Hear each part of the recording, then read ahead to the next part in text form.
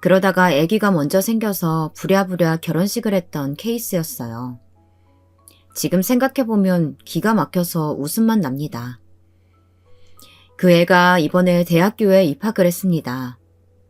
눈에 넣어도 안 아픈 딸이고요. 그 밑으로 아들 하나도 더 있습니다.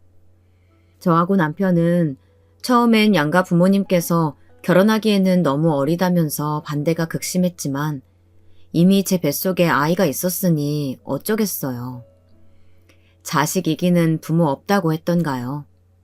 그래서인지 양가 부모님께서는 결국 제 배가 더 나오기 전에 결혼을 시켜야 한다고 말씀을 바꾸셨습니다.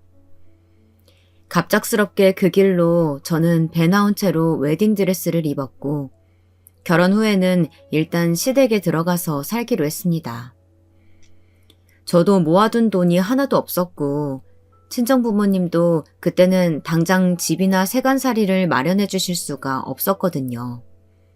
남편도 이제 막 대학을 졸업하고 취직을 한참이라 돈을 모은 것도 거의 없었고요. 그나마 시댁 부모님이 작게 사업체를 경영하고 계셔서 집은 좀 넓고 컸습니다.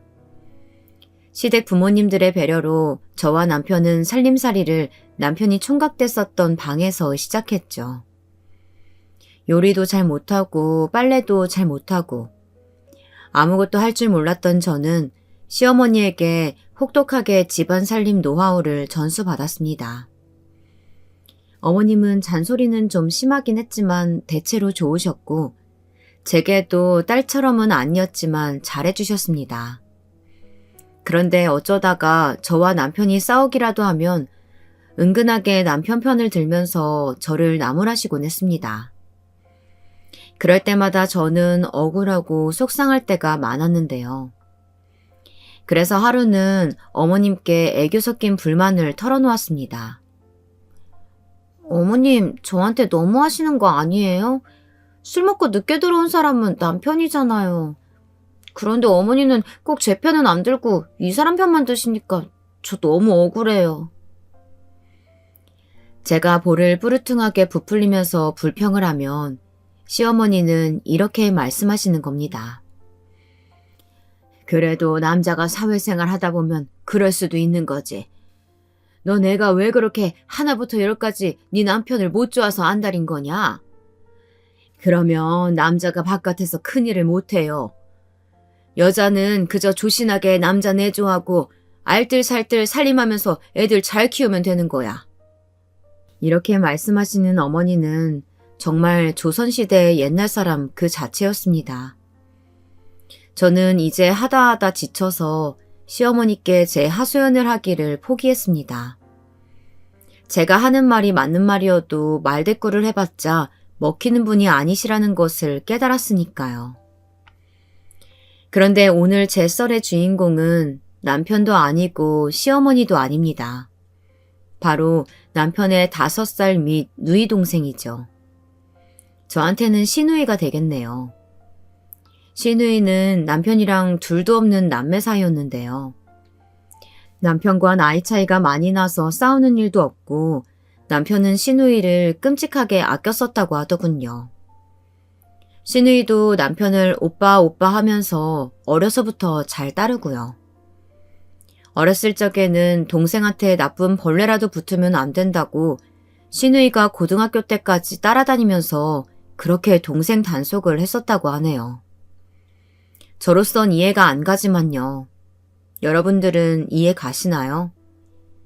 현실 남매와는 하늘과 땅 차이가 나는 둘도 없는 남매 사이. 저는 외동이라 그런 건지 전혀 이해가 안 가더라고요. 남편과 시아버지의 각별한 총애를 받으면서 자란 시누이는 제가 남편이랑 데이트라도 할라치면 꼭 그 사이에 끼어서 떡볶이 사달라, 파르페 사달라 하면서 저희 데이트를 방해하곤 했습니다. 그래서인지 저는 그런 시누이가 얄밉기도 하고 그다지 마음에 들지는 않았었는데요. 어쨌든 저하고 5살 차이가 나는 시누이는 지방대학 행정학과를 졸업했었는데 그때 시누이는 이미 캠퍼스에서 유명한 커플이었어요. 나름대로 공부를 잘했던 시누이는 학교를 졸업하자마자 공무원 시험을 봐서 바로 9급 공무원이 되었습니다. 그런데 신우이의 남친은 더 높은 목표를 가지고 있었습니다. 그는 행정고시를 보려고 준비 중이었고 신우이와 같이 공부를 했지만 신우이 남친은 그 해에 행정고시에 떨어지고 말았습니다. 행정고시라는 게 워낙에 어렵기도 하지만 운이 안 따라주면 못 붙는 거거든요. 합격만 하면 단숨에 5급 사무관에서 시작하니 대기업 과장 정도의 직급이잖아요. 그래서 저희 시댁 부모님은 신우이의 남친을 아주 좋게 보고 계셨기 때문에 신우이에게 공무원 생활하면서 돈을 벌어서 예비 신랑 뒷바라지를 하라고 했습니다. 신우이도 남친을 사랑하고 있었기 때문에 당연히 뒷바라지를 한다고 했죠. 그때부터였을까요? 두 사람은 뭔가 불안불안한 형태로 겨우 관계를 이어나가는 듯이 보였습니다. 예를 들면 이런 거예요. 신우이가 주민센터에서 오후 5시까지 열심히 일을 하고 남자친구의 집으로 퇴근을 하면 남자친구는 신우이가 정성껏 해놓은 아침 점심밥을 먹고 기껏 하라는 공부는 안 하고 컴퓨터 게임이나 하고 있다가 신우이가 들어오는 소리를 듣고서야 헐레벌떡 책상 앞에 앉는 그런 행동을 되풀이했습니다. 그럼 신우이는 가만히 있었겠어요? 그럴 우리 신우이가 아니죠. 신우이는 남친의 눈을 보면 남친이 공부를 했는지 딴짓을 하고 있었는지 눈치를 금방 챘다고 하더군요. 예상이 뻔히 되는 상황인 겁니다. 그러면 신우이는 화가 나서 눈을 무섭게 치켜뜨며 남친에게 잔소리를 다다다 풀어놓기 시작하는 겁니다. 오빠, 또 컴퓨터 게임 했지? 허구한 날 공부 안 하고 게임만 하니까 시험에서 떨어지지. 이번에 또 떨어질 거야? 그러면 남자친구는 시치미를 떼면서 이렇게 말하는 거였습니다. 아니야, 나 공부하고 있었어. 네가 나 공부했는지 안 했는지 어떻게 알아? 그러면 신우이는 기가 막혀서 전 남친을 째려보면서 또다시 잔소리를 쏟아부었습니다. 내가 오빠 몰라? 오빠 공부 안 한 거 다 알아.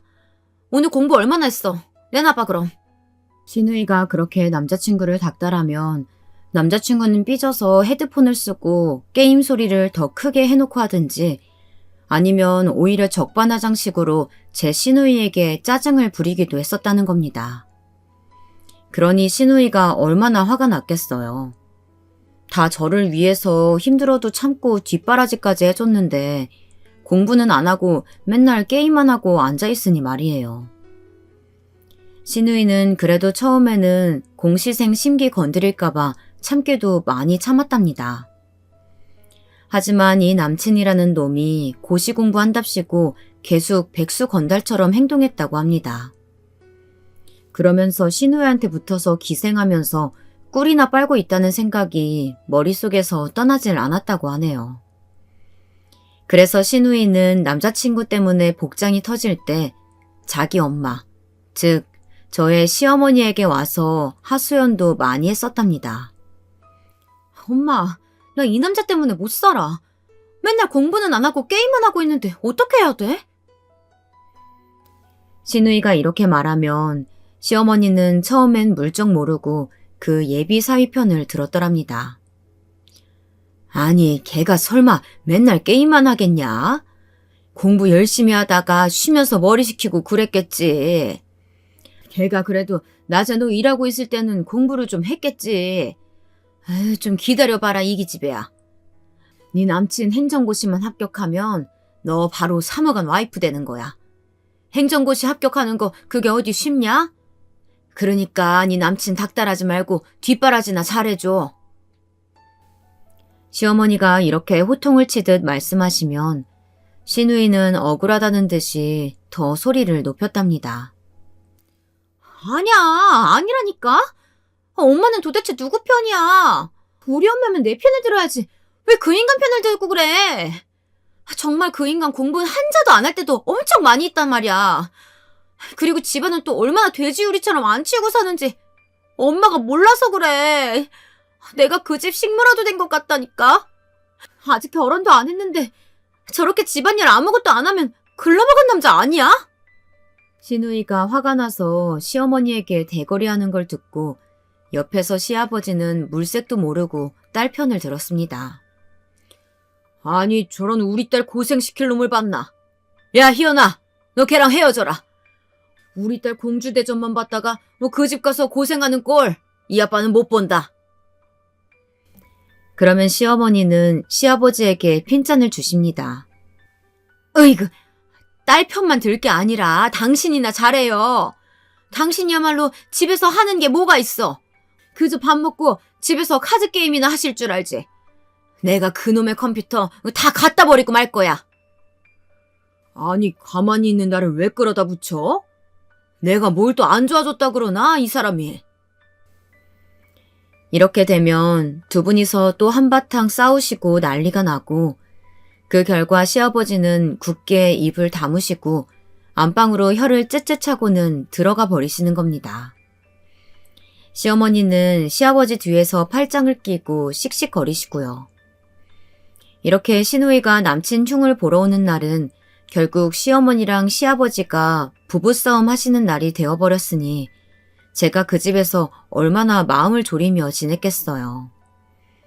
저 역시 남편에게 몇 번 시누이가 남친에게 불만이 많은 것 같다고 살짝 이야기를 꺼내봤습니다. 여보, 시누이가 예비 신랑한테 너무 불만이 많아요. 당신이 시누이 남친 한번 만나봐야 되지 않아? 알아듣게 잘 타일러야지. 막말로 둘이 결혼하면 어려운 사이니까 더 아무 말도 못하고 불편해질 수도 있잖아. 그러면 남편은 그냥 자기네가 알아서 하는 게 낫다고 하면서 제 말을 귓등으로도 안 듣는 겁니다. 아니, 고등학교 때까지는 아무 놈이나 만나지 말라고 시누이 남친 생기면 단속도 그렇게 하더니 왜 지금은 그렇게 관심이 없어? 제가 이렇게 말하면 남편은 태연하게 대답합니다. 이제 어른이잖아. 걔도 직장 다니고 30 다 돼가는데 문제가 있어도 지 남자친구랑 둘이서 해결하는 게 맞지. 주위에서 너무 감나라 배나라 하면 안 돼. 남녀관계라는 게. 그럴 거면 우리 딸한테나 좀 그러지 왜.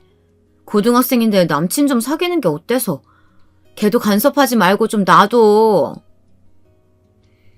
제가 제 딸 편을 들려고 한마디라도 할라치면 남편은 눈빛부터가 달라집니다. 제 딸은 더 소중하다 이거죠. 그리고 남편은 저한테 다짐을 단단히 받아놓으려고 이렇게 말하죠.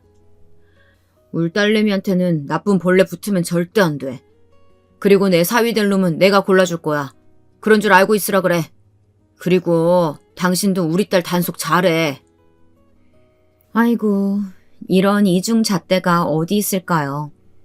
하지만 남편의 마음은 진심이라는 게 더 소름이죠.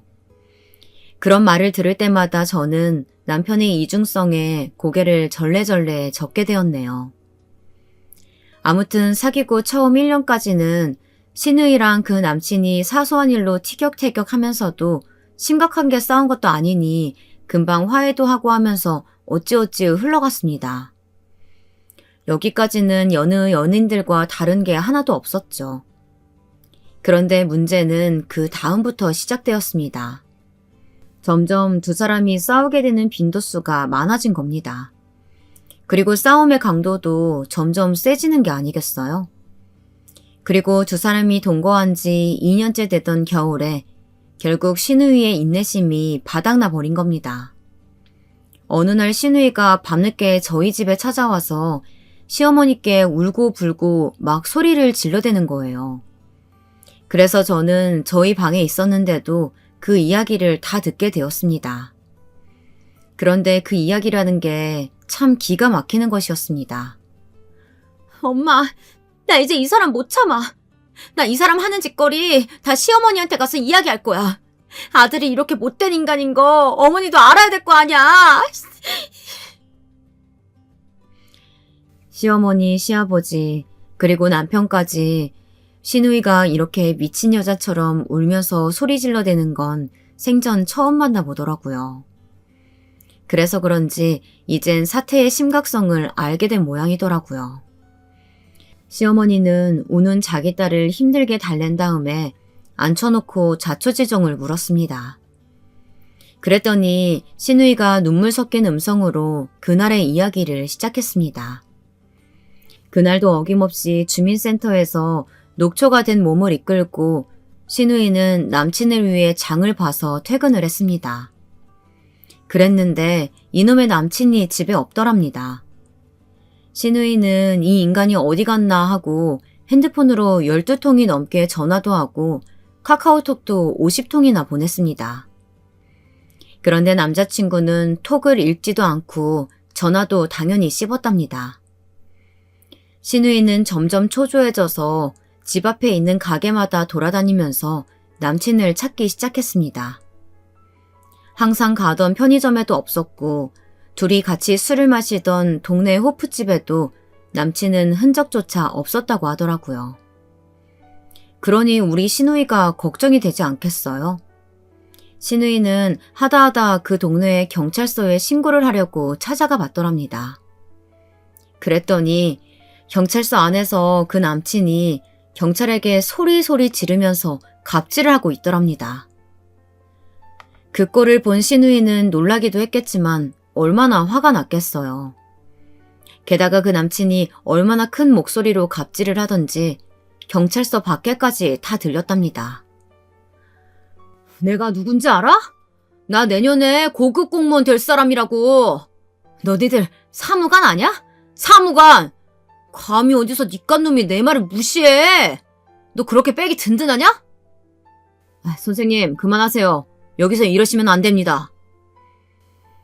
남친은 아무 죄 없는 경찰의 멱살까지 잡아가며 나무라고 있었습니다. 자세히 보니 술이 머리끝까지 올라와 있는 상태였다고 하더라고요. 시누이는 기가 막혔어요. 그래서 당장 경찰서 안에 달려가서 남자친구를 그 경찰에게서 떼어놓고 말렸습니다.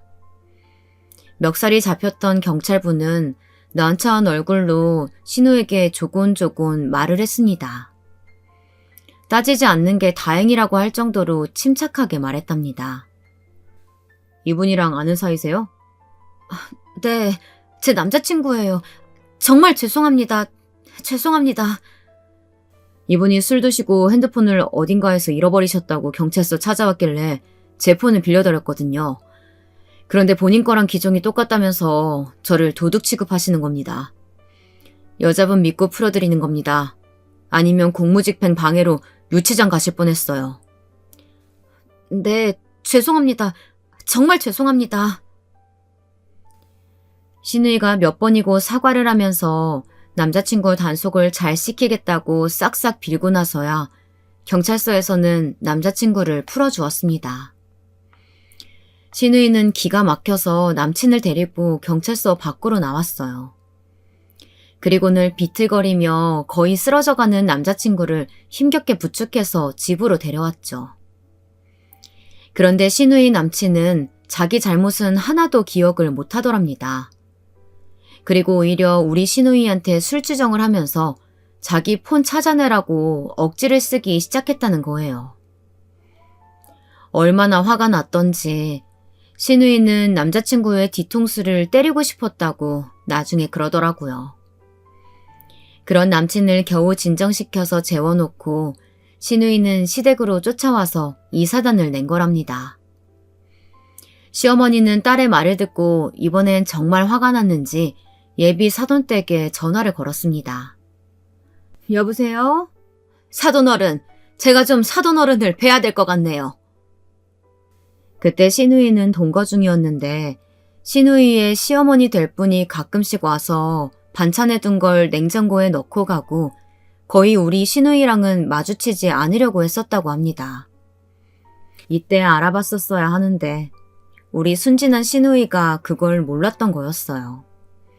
그 남자친구의 어머니가 얼마나 의문스러운 사람인지 알았어야 하는데요. 어쨌든 간에 저희 시어머니가 남친의 어머니에게 한번 만나자고 이야기를 했고 시누이의 예비 시어머니가 될 분은 떨떠름하게 전화를 받더니 마지못해 허락을 했다고 합니다. 그래서 당장 그 다음 날 두 어머니들이 카페에서 만났습니다. 우리 시어머니가 먼저 시누이가 당한 자초지정을 눈에 불을 켜가면서 항의를 하셨습니다. 그랬더니 시누이의 예비 시어머니는 그런 일이 있었느냐며 딱 잡아떼면서 말을 흐리시는 게 아니겠어요? 글쎄요. 저는 우리 아들한테 들은 게 없는데 정말 우리 아들이 그랬다고요? 희연이가 없는 말 한 건 아니고요? 뭐라고요? 그럼 우리 딸이 뭐 거짓말이라도 한다는 말씀이세요? 시어머니는 하도 기가 막혀서 예비 사돈될 분한테 쏘아붙이듯 말씀하셨습니다. 그랬더니 사돈 어른은 잠시 말이 없더니 바로 아들에게 전화를 걸었습니다. 그러나 그날 잃어버린 시누이 남친의 폰은 당연히 전원이 꺼진 상태였고 시어머니는 기세가 등등해서 사돈에게 큰 소리를 치셨습니다. 그것 보세요. 댁의 아느님 전화도 안 받잖아요. 잃어버린 게 틀림이 없다니까요. 그리고 제 딸이 없는 말 한 것도 아니고요. 아님 한번 아드님 집에 가보세요. 그럴 리가. 내 이놈의 자식을 그냥. 시어머니의 말을 들은 남친의 어머니는 부끄러움과 자기 아들에 대한 분노로 얼굴이 벌개져서 남친의 집으로 도망치듯이 가버리셨고 저희 시어머니는 그 길로 딸을 데리고 집으로 들어오셨습니다. 야 희연아, 그놈이 무릎 꿇고 싹싹 빌 때까지 그 집으로 들어가지 말아라. 네가 무슨 죄가 있어서 진짜 그놈 뒷바라지하면서 아깝게 청춘을 낭비하니? 시어머니가 화가 나서 씩씩거리며 하신 말씀에 웬일인지 시누이의 표정이 오묘하게 변하더니 얼굴을 벅벅 긁으면서 그러더군요. 아니, 나도 생각해봤는데 내가 너무 그 사람을 몰아세운 것 같기도 해. 그 사람한테 연락 오면 나 다시 화해하고 그 집 들어갈래. 시어머니는 아무리 자기 딸이지만 이해를 못하시겠나 보더라고요. 어처구니가 없으셨는지 시어머니가 시누이 등짝을 퍽 소리가 나도록 치셨습니다. 아휴, 이 기집애가 점점? 너 지금 장난해?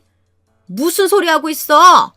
하루 만에 그렇게 호래당 마음 바꿀 거면서 왜 어제는 금방이라도 헤어질 것처럼 울고불고 이날이를 친 거야? 엄마, 왜 때려?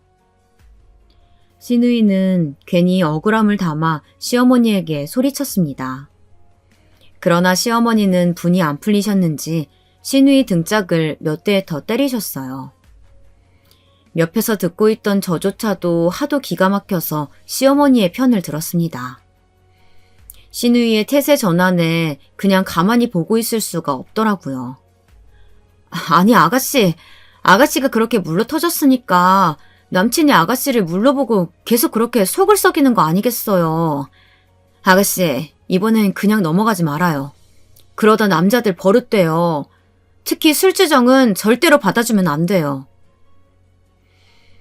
제가 너무 침 튀겨가면서 열변을 토했는지 시어머니가 옆눈으로 저를 째려보시는 것이 느껴졌어요. 저는 그런 눈치를 챘지만 애써 모른 척했습니다. 남편이 술 먹고 들어올 때는 시어머니도 당연하게 남편 편이셨거든요. 은근히 저는 시어머니 앞에서 남편 돌려가기 한 셈이 되고 말았죠. 그런데 뭐 어때요? 저는 이 말하면서 괜시리 통쾌하더라고요. 일종의 대리만족 같은 거라고 해두죠. 아무튼 시누이가 시어머니에게 맞은 등짝을 문지르며 불평을 하기 시작했습니다. 몰라. 그냥 그 사람 불쌍하기도 하고. 그래도 사귄 정이 있는데 어떻게 그렇게 무자르시 잘라버려. 시어머니는 시누이의 완전히 변한 마음에 기가 막혀서 헛웃음만 지으실 뿐이었어요. 내 속으로 낳은 년이지만 너도 참 너다. 왜 그렇게 진득하지를 못해? 어제까지만 해도 절대 같이 못 살 것처럼 굴더니 그럼 난 이후에 사돈어를 어떻게 보니? 그렇게 난리를 쳐놨는데. 기가 막혀서 내뱉으시는 시어머니의 잔소리에 시누이는 부끄러움에 뺨을 붉히면서도 이렇게 말하더랍니다. 그래도 그 사람이랑 나 속궁합은 좋은 편이란 말이야. 아유, 이 기집애가. 안 돼! 그놈의 새끼 버르장머리 고쳐놔야 되니까 걔가 먼저 전화해서 사과하기 전까지 너 거기 들어가지 말고 그놈이랑 연락도 하지 마. 너 네가 먼저 전화하기만 해봐. 너 내 딸도 아니야? 이 기집애야. 그러니까 알아서 행동해. 알겠어? 이 바보 같은 기집애. 시어머니의 호통에 신우이는 초조했는지 손톱을 물어뜯으면서 안절부절 못하더라고요. 처음에야 화가 나서 아무 말이나 했겠지만 신우이는 그 남친이랑 헤어질 생각은 전혀 없어 보였어요. 그러나 시어머니는 강경한 태도로 신우이를 감시하면서 절대 먼저 집에 들어가지 말고 신우이 남친도 못 만나게 했죠. 그런 일이 있은 후 며칠이 지난 어느 날 드디어 신우이 남친에게 전화가 걸려왔습니다. 핸드폰은 그때 잃어버리고 나서 새로 했는지 바뀐 번호로 전화를 해 처음엔 못 알아봤다고 신우이가 나중에 말해주더라고요. 여보세요? 누구세요? 신우이가 전화를 받자 다급한 신우이 남친의 목소리가 들려왔습니다. 자기야, 나야. 내가 잘못했어. 제발 이제 다시 집에 들어와. 응? 자기 없으니까 나 진짜 아무것도 못하겠어. 신우이 남친은 지금에서야 초조했는지 저자세로 나오더랍니다. 그때 옆에서 시어머니가 가만히 두 사람 통화하는 걸 듣고 있다가 신우이 손에서 핸드폰을 낚아채가지고는 잔소리를 시작하셨어요. 자네, 나 좀 만나야겠어. 어떻게 그렇게 우리의 속을 썩일 수가 있나? 술 먹고 그렇게 경찰서에서 행패나 부리고 뭘 잘했다고 얘를 또다시 만나? 양심이 있으면 말을 해봐, 어? 시어머니는 남친한테 이렇게 쏘아붙이셨어요. 그러다 남친놈이 한다는 소리가 더 가관이더라고요. 어머니, 제가 그날은 너무 술에 취해가지고 기억이 나질 않아서요. 어쩔 수가 없었습니다. 그리고 저 이제 반성 많이 해서 우리 희연이 좀 바꿔주실래요? 네, 어머님. 신우 남친이라는 놈이 뻔뻔하게 모르쇠로 밀고 나가려고 하더라고요. 기가 막혀서 시어머니는 뭐라고 더 호통을 치려고 할 때 신우가 말했습니다. 아니 엄마 왜 그래? 나 통화하는데 갑자기 뺏어가고 나 다시 돌아갈 거라니까? 폰 이리 줘 얼른. 옆에서 신우이가 시어머니 손에서 다시 핸드폰을 뺏듯이 가져가더니 간드러지는 목소리로 제 남친에게 나긋나긋 대답을 하는 것입니다. 시어머니는 어이가 없어서 팔짱을 끼고 신우이를 노려보고 있었고요. 그러건 말건 신우이의 통화는 계속되었습니다. 자기야. 나도 사랑하지 물론. 오늘은 집에 갈게. 알았지? 딱 기다리고 있어. 아유, 이 기집애가 정신 못 차리고 네가 그렇게 쉽게 넘어가면 버릇된단 말이야. 신우이가 전화를 끊자마자 시어머니는 신우이에게 또 잔소리를 시전했습니다. 그러나 신우이는 뭐가 그렇게 좋은지 시어머니가 뭐라고 하시든 말든 콧노래를 흥흥거리면서 남친네 집에 돌아갈 준비를 하고 있는 게 아니겠어요? 제가 옆에서 객관적으로 봐도 너무 신우이의 태세 전환이 빠른 것 같았습니다.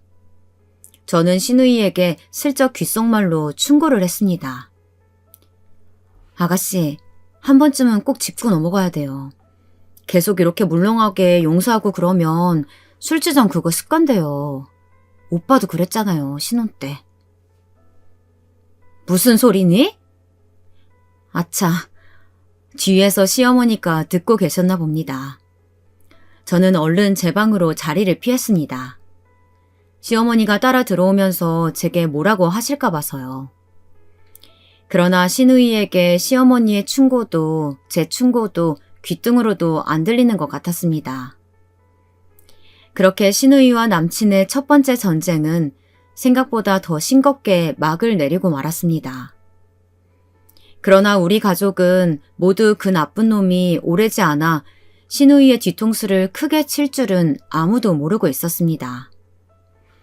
그 일이 있은 이후로 남친이 시누이 말도 잘 듣고 공부도 웬만큼 열심히 하고 그랬었나 봐요. 다행히 시누 남친이 1년 후에 다시 본 시험에서 1차 합격을 했다고 하더라고요. 그 소식에 시누이는 물론 우리 집 식구까지 뛸 듯이 기뻐했습니다. 특히 시누이의 기쁨은 이루 말할 수가 없었죠. 그동안에 남자친구 뒷바라지하느라 고생한 거며 서운했던 마음들이 눈 녹듯이 사라지는 것 같았습니다. 시어머니 역시 그동안 시누이의 남친에게 했던 말이며 서운했던 감정이 싹 다 날아갔는지 만나는 사람마다 우리 사위 하시면서 시누 남친이 사무관이 된다는 것을 자랑하느라고 정신이 없으셨어요. 사실 이제 1차 합격한 건데 이미 사무관이 다 된 것처럼 자랑을 하시는 것이 제가 옆에서 보기에 좀 불안하기도 하고 시누이에게 셈이 나기도 했습니다.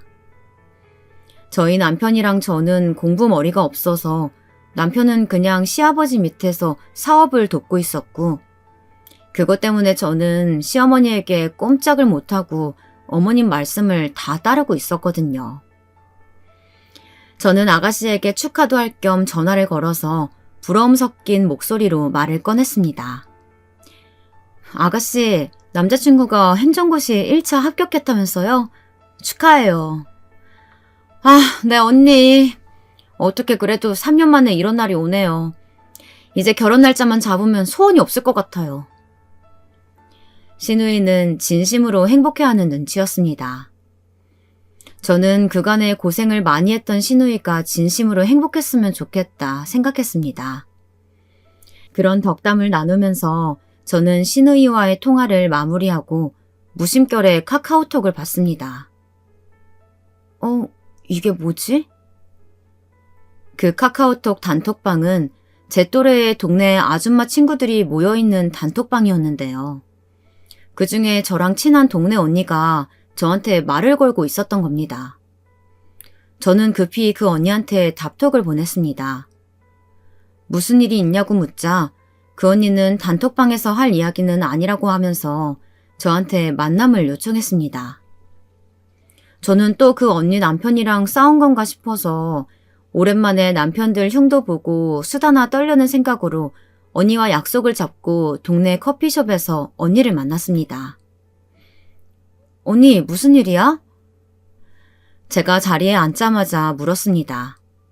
그러자 그 언니는 주위를 둘러보면서 저한테 가까이 오라고 손짓을 하더니 작은 소리로 이렇게 말하는 거였습니다. 너 있잖아. 네 남편한테 이야기하지 말고 잘 들어. 네 신우 남친 있지? 왜 저번에 네 신우랑 결혼할 사람이라고 하면서 네가 사진 보여줬었잖아. 안 그래도 얘기하려고 했는데 그 신우의 남친이 이번에 행정고시 1차에 붙었어. 그것 때문에 신우가 팔자 폈지 뭐. 아, 요새는 나도 우리 신우가 제일 부러운 거 있지? 저는 그 언니한테 신우이 팔자 좋겠다고 부러워하면서 말을 마치려고 했습니다. 그런데 그 언니의 눈빛이 변하는 거예요. 그러고는 깜짝 놀랄 폭탄 선언을 날리더라고요. 야, 내가 엊그제 강남에 있는 호텔 갔다가 커피숍에서 니네 신우의 남친을 봤잖아. 근데 웬 여자랑 소개팅을 하고 있더라니까? 근데 또 그 여자가 미스 코리아 뺨치기 이쁘더라고. 저는 처음에는 믿지 않았죠. 당연한 일 아닌가요? 이제까지 잘 사귀고 있는 사람들한테 무슨 의심을 했겠어요. 이제 둘이 결혼만 남겨놓고 있는 사람들이었는데요. 뭐? 에이, 언니가 잘못 봤겠지. 신우이가 그 사람이랑 벌써 사귄 지는 햇수로 5년이나 됐고 우리 신우가 그 남친 집에 드나들면서 살림 살아준 지가 3년이 다 돼가는데 무슨 소리야. 그래, 나도 알아. 아니까 그게 더 이상하다는 거잖아. 너희 시누이한테 이야기해봐. 뭐 이상한 낌새 같은 거 못 챘냐고. 저는 아직도 믿기지 않았지만 언니의 표정은 한껏 굳어 있었어요. 이 언니가 또 거짓말 사람은 아니고 해서 저는 반신반의하면서 집으로 돌아왔습니다. 아직 남편한테까지 이야기할 단계는 아닌 것 같고 해서 저는 신우이에게 전화를 걸어서 조심스럽게 물어봤습니다. 혹시 아가씨 남친 말이에요. 강남 P호텔 간 적 있대요? 아니요? 근데 그건 왜 물어요?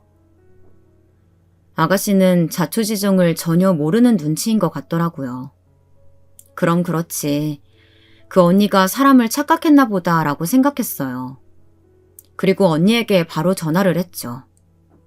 언니, 아가씨는 그런 적 없다는데? 진짜 제대로 본 거 맞아? 그랬더니 언니가 바로 제 개인톡으로 사진 한 장을 보내왔습니다. 그 사진을 본 저는 기절할 듯이 놀래버렸죠. 글쎄 신우이 남친이 멀끔하게 양복을 차려입고 정말 호텔 커피숍에서 소개팅을 하고 있는 거 아니겠어요? 상대 여자랑 웃고 있는 그 사진을 보니 화가 머리끝까지 치솟더라고요. 비상이 걸렸습니다. 제가 화를 삭히려 어쩔 줄 모르는 사이에 언니에게 또 톡이 왔더군요. 맞지? 너희 신우이 남친 얼굴 맞잖아. 나도 믿을 수가 없었다니까. 행정고시에 합격했다고 바로 이렇게 네 신우한테 배신하고 딴 여자랑 손을 보다니. 인간 말종이다. 야, 그놈 진짜. 아니, 어떻게 이런 일이 있을 수가 있어요. 저는 평소에 그렇게 신우이랑 친하게 지내진 않았지만 가족이니까 팔은 안으로 굽는다고 남친에게 속은 신우이가 불쌍하게 생각되었어요. 언니의 톡을 보는 둥 마는 둥 하고 저는 이 사달을 어떻게 해야 할지 생각하기 시작했어요. 시어른들에게 이야기를 해야 하나? 남편에게 먼저 이야기를 하나? 제 머릿속은 엉킨 실타래처럼 복잡해지고 있었습니다. 하지만 제 고민은 그리 길지 않았습니다. 이대로라면 우리 신우이 인생이 개박살 날지도 모르잖아요. 그런 나쁜 놈한테 속아서 결혼을 해도 안 되고 환승이별 당하기 전에 얼른 관계를 정리해야 맞는 거 아니겠어요? 결심이 서자 꾸물거리고 있을 틈이 없었습니다. 저는 부랴부랴 신우를 제외하고 가족회의를 소집했습니다. 여보, 오늘 일찍 들어와야 돼. 중요하게 할 얘기가 있어. 우선 남편에게 전화해서 이렇게 말을 해둔 다음 시어머니가 주무시는 안방에 가서 노크를 했어요. 시어머니는 영문도 모르고 단잠을 깨서 기분이 약간 상하신 듯이 보였지만 지금 그게 중요한 게 아니죠. 어머니 딸이 지금 뒤통수를 맞게 생겼는데요. 저는 옆집 언니가 준 톡 사진을 어머니께 보여드렸죠.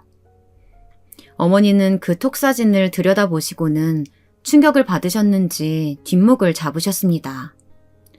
아니 이게 무슨 일이야. 이놈 새끼. 내가 이놈한테 홀라당 속아 넘어갔네. 아이고. 시어머니는 땅을 치면서 울음을 터뜨리셨어요. 저는 시어머니가 쓰러질까봐 걱정이 되어서 찬물도 떠다 드리고 목도 주물러 드리고 했습니다. 그리고 저는 어머니께 이렇게 말했습니다. 어머니, 정신 바짝 차리셔야 돼요. 이렇게 된 바에야 그 인간 절대 결혼 못하게 단단히 망신을 줘야겠어요. 신우이 대신 우리들이 복수해야죠. 이런 인간 말종은 절대 그냥 둬선 안 돼요. 시어머니는 망연자실에선 고개를 끄덕이시더니 다시 꺼이꺼이 울음을 터뜨리셨습니다. 저는 어머님을 계속 위로해 드렸어요. 그러다가 한참 후 어머니가 정신을 차리셨는지 눈빛이 달라지셨어요. 독한 마음을 잡수신 거죠. 어머니는 피가 나도록 입술을 깨물고 저한테 그놈을 어떻게 응징할 건지 그 방법을 물으셨습니다. 네, 이놈을 그냥...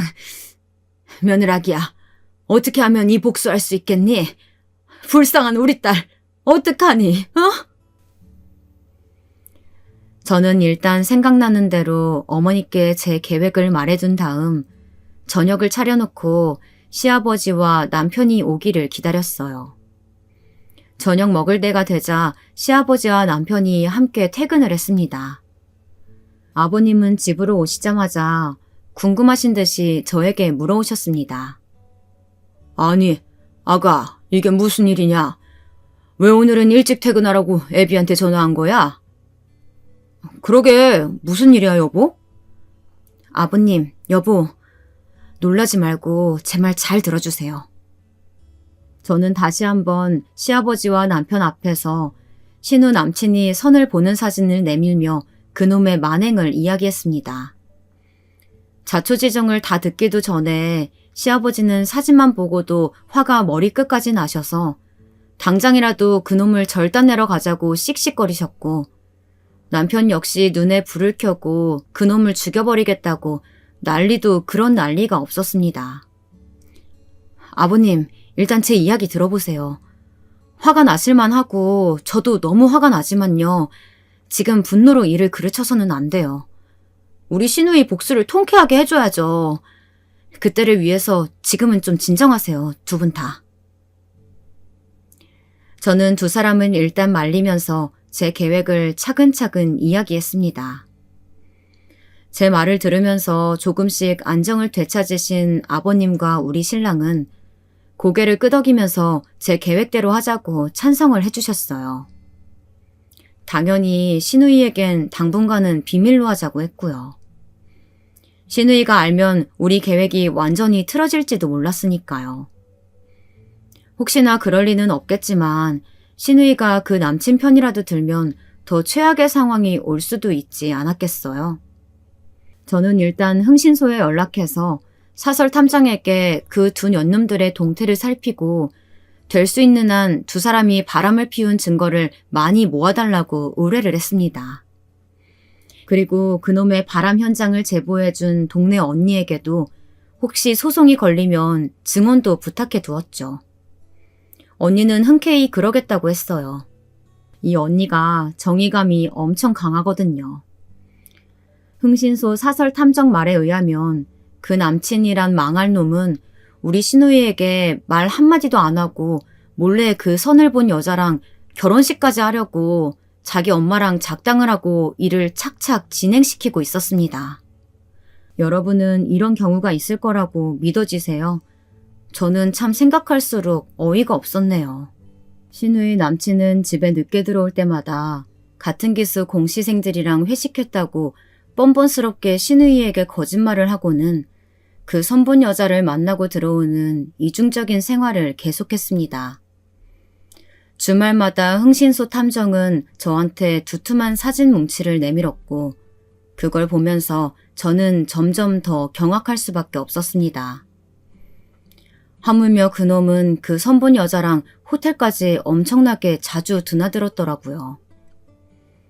불쌍한 우리 시누이는 그저 그 망할 놈을 계속 의심 없이 믿었습니다.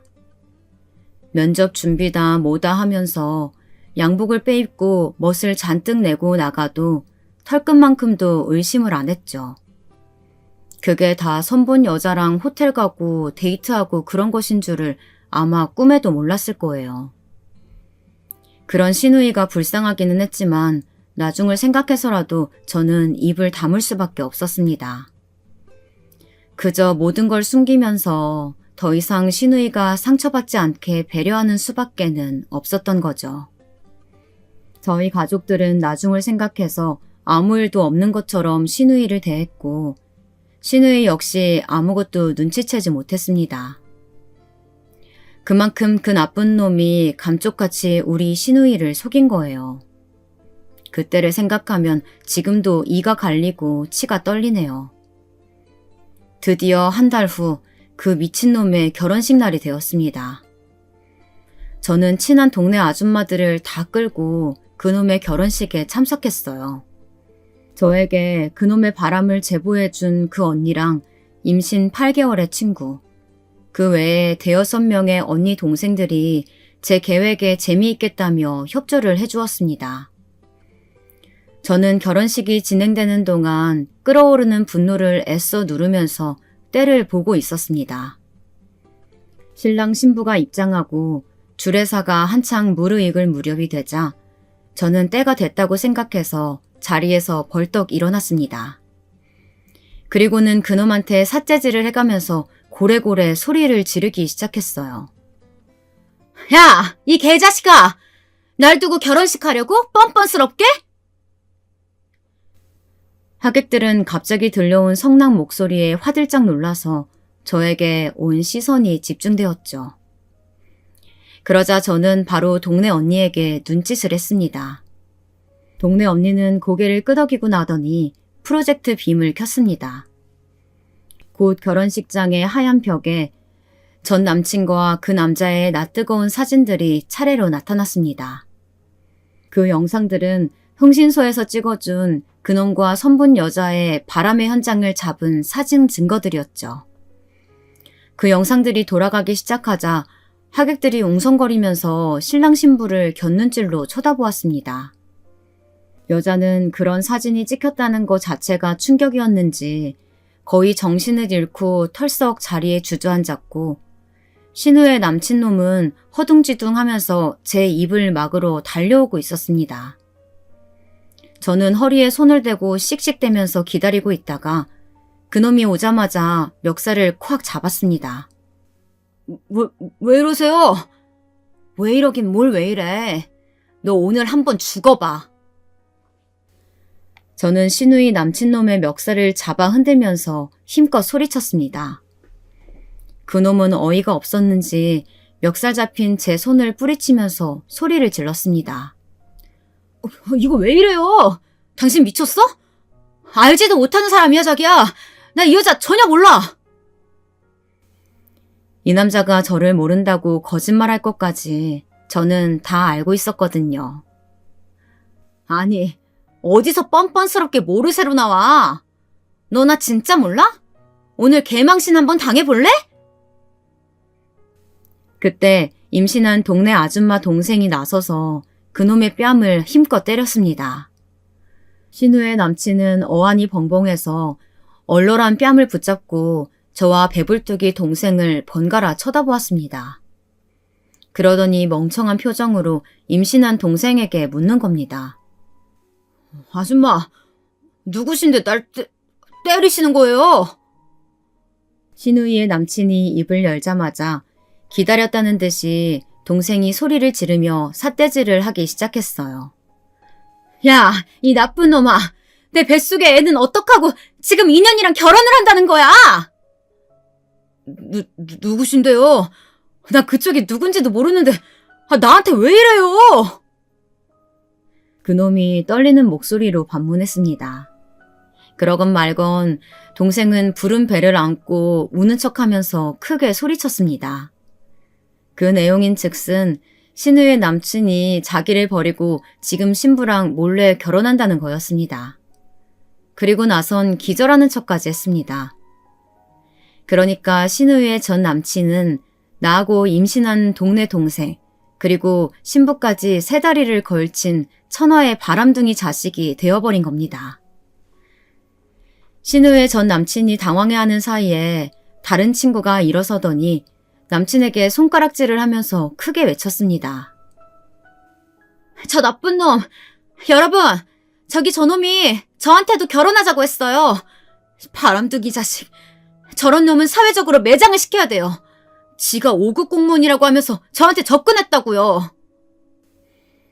저는 크게 화를 내는 척하면서 신우의 남친 멱살을 잡아 흔들었습니다. 미친놈아. 도대체 몇 다리를 걸친 거야, 어? 너 같은 놈은 사기죄로 콩밥 한번 먹어봐야 돼. 왜 이러세요, 아주머니? 저한테 왜 그러세요? 이 정신 빠진 놈이 이제는 하다하다 저한테 아주머니라고 부르더라고요. 저는 속으로 잘됐다며 쾌재를 부르고는 말을 이어나갔습니다. 너, 우리 신우랑 사귀어놓고는 뭐가 어쩌고 어째? 불쌍한 우리 신우이 어떡할 거야, 어?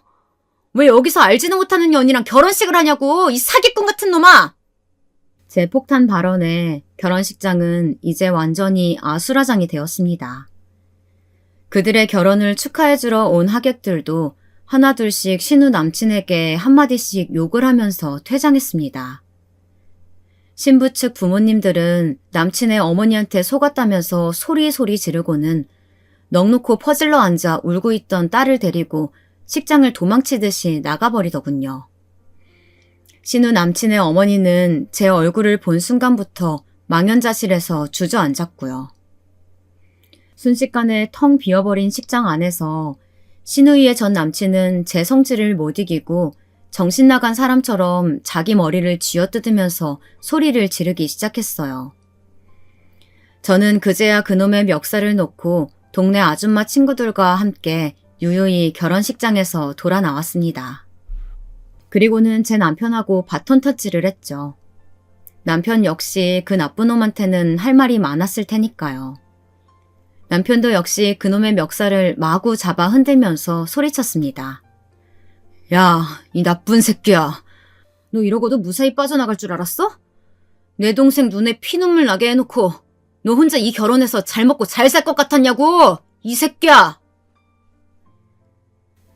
남친놈은 얼굴이 하얗게 질려서는 아무 말도 못하며 그저 남편에게 멱살을 잡혀서 흔들거리고 있었습니다. 남편은 그래도 화가 풀리지 않았는지 이렇게 덧붙였어요. 너 이놈의 새끼, 다 필요 없고 법원에서 만나. 손해배상의 위자료까지 철저하게 벗겨먹여 줄 테니까 각오해. 그 자식은 우리가 이렇게 한꺼번에 몰려와서 제 인생을 파토낼 줄은 몰랐겠죠. 아마 이 모든 일이 꿈이길 바랬을 겁니다. 그놈도 이젠 깨달았을 거예요. 남의 눈에서 눈물 나게 하면 제 눈에서는 피눈물 난다는 불변의 진리를 말입니다. 저희 시부모님은 식장 밖에서 팔짱을 끼고 이 모든 난리통을 지켜보며 고소해하고 계셨습니다. 저 나쁜 놈. 내 딸 속이고 이 사단을 냈으니 내가 너를 갈아 마셔도 시원치 않지만 내가 네 놈이랑 네 엄마 싸잡아 고소하는 걸로 마무리 지을 테니까 그렇게 알아. 우리 딸 눈에서 눈물 나게 했으니 네 놈은 그냥 앞으로 좋은 날 하루도 없을 줄 알아. 내가 두고두고 네 놈한테 이 원수 갚아줄 거야. 그렇게 알아. 그래야죠. 양심도 없이 어디서 우리 신우를 배신하고 몰래 환승결혼을 하려고 하나요? 우리 가족들이 모두 힘을 합쳐서 신우이 대신에 통쾌하게 그놈한테 복수를 하고 돌아 나오는 길이 어쩌면 그래도 후련했던지 모르겠어요. 우리 가족들은 그날 밤에 시댁에 모두 모여서 술을 마시면서 그날의 회포를 풀었습니다. 그리고 저는 시부모님께 잘했다고 칭찬도 듣고 가족들 앞에서 어깨가 으쓱해졌답니다. 우리 며느리 덕에 내 딸이 똥짜 같은 놈 피하게 됐으니까 얼마나 다행이야. 우리 며느리가 최고다.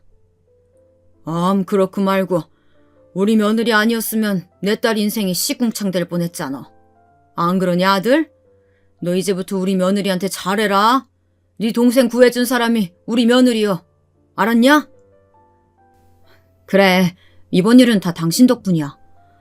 생각하면 할수록 화나네. 그놈 새끼 때문에 내 동생 고생한 거 생각하면 그냥 확 절대 안 내놔도 시원치 않은데. 그래도 참길 잘한 거예요. 나머지는 법이 해결할 테니까 우리는 기다려봐요, 여보. 제 빠른 판단을 시부모님도 많이 칭찬해 주셨고 우리 동네 아줌마 친구들에게도 나중에 시아버지께서 고맙다고 하시면서 한턱 내셨어요. 제 동네 친구들 덕에 사기꾼 같은 전 남친놈과 시누이가 잘 헤어졌고 그 나쁜 놈도 응징할 수 있었으니까요. 지금은 신우까지도 그 일을 추억으로 생각하면서 깔깔거리고 웃는답니다. 그 뒤엔 어떻게 되었냐고요? 뻔하죠 뭐. 그 나쁜 남친놈은 사무관이 되기는커녕 혼인 빙자 사기죄로 콩밥을 먹게 되었습니다. 앞으로도 공무원은 절대 못 되죠. 호적에 빨간 줄 그어진 사람이 어떻게 사무관이 되겠어요. 그렇게 시누이의 남친은 우리 시누이를 배신한 대가로 사기꾼의 말로에 아주 어울리는 그런 결말을 맞게 되었습니다. 나중에 이 모든 사실을 알게 된 신부 쪽 부모님도 그놈을 사기죄로 고소했고 우리 쪽 역시 민사소송으로 손해배상 청구를 했거든요. 3년간 사실혼 관계로 우리 시누이랑 살았던 것도 재판에서 인정이 되어서 그놈의 집안에서 위자료도 두둑하게 뜯어냈습니다. 시누이 남친은 환승 결혼하려다가 전과자가 되어서 이젠 인생까지 쫑나고 아마 그 남친의 어머니도 충격받아서 몸져 누워버렸다고 하더라고요. 나중에 들려왔던 소문에 의하면 그랬어요. 우리 신우도 그 사기꾼 같은 놈과 잘 헤어지고 나서 지금은 착하고 건실한 남자친구 만나서 예쁜 아기도 낳고 결혼해서 행복하게 잘 살고 있습니다. 제가 생각해도 인연이란 게 따로 있긴 한가 봐요. 지금도 그때를 생각하면 몸서리가 쳐지네요. 그렇게 애인 뒤통수 다치는 나쁜 놈을 우리 신우가 믿고 계속 뒷바라지 해줬더라면 어떻게 될 뻔했겠어요. 신우이 역시 처음에는 배신감에 치를 떨며 그놈을 잊으려고 발버둥치고 했던 시절이 있었지만 지금의 남편을 만나고 나서는 그놈은 생각도 안 난다면서 매일매일 행복하다고 하더라고요. 그러니까 여러분, 남자는 역시 바른 인성을 가지고 있어야 좋은 남편이 되는 것 같습니다. 아무리 돈 많이 버는 남자건 고급 공무원이면 뭘 하겠어요. 인성이 글러먹은 사람은 아무리 경제적으로 잘 된다고 하더라도 결국엔 망하게 되어 있어요. 옛말에 사필귀정이라고 하잖아요. 사회적인 지위나 머리 좋은 것 따위로 사람을 판단해선 안 된다는 걸 전 신우이 남자친구 사건으로 인해서 깨달았어요. 그래서 저도 이제는 남편에게 잘하려고 노력한답니다. 머리는 좀 안 좋긴 하지만 우직하고 성실하고 또 우리 애들이랑 저를 아무 조건도 없이 사랑해주는 남편이 있기에 저는 오늘도 행복합니다. 우리 아이들에게도 아빠 같은 좋은 사람은 없다고 이야기하고 딸에게도 아빠 같은 남자랑 결혼하라고 말하곤 합니다. 여러분, 여러분들도 배우자를 선택하실 때 그 사람의 사회적 지위나 외모, 경제적인 능력 등으로 그 사람을 판단하시기보단 착한 남자, 성실한 남자를 만나세요. 꼭 저희 남편 같은 사람이요. 그래야 결혼 생활이 편하답니다. 얼굴이 잘난 남자는 당연히 얼굴값을 합니다. 물론 세상 남자들이 다 그런 건 아니겠지만 좋은 남자를 만나시려면 너무 그 사람의 외모나 경제적인 조건만 따져서 골라 사귀지는 마시길 바랍니다. 남자는 얼굴이 다가 아니에요. 저는요, 외모보다 인성이 더 중요하다고 생각합니다. 요즘 같은 세상에 배우자의 경제적인 조건이 물론 중요하기도 하죠. 그렇지만 같이 사는 사람은 그런 것만 번드르르한 외모나 능력만이 전부가 아니라는 것을 꼭 염두에 두시길 바랍니다. 여러분, 제 이야기는 여기까지입니다. 어떠셨나요? 여러분들도 제 이야기 들으시고 사이다 한 바가지 마신 듯 속이 아주 후련하셨으면 좋겠습니다. 긴 이야기 들어주셔서 감사합니다. 여러분 모두 행복하세요.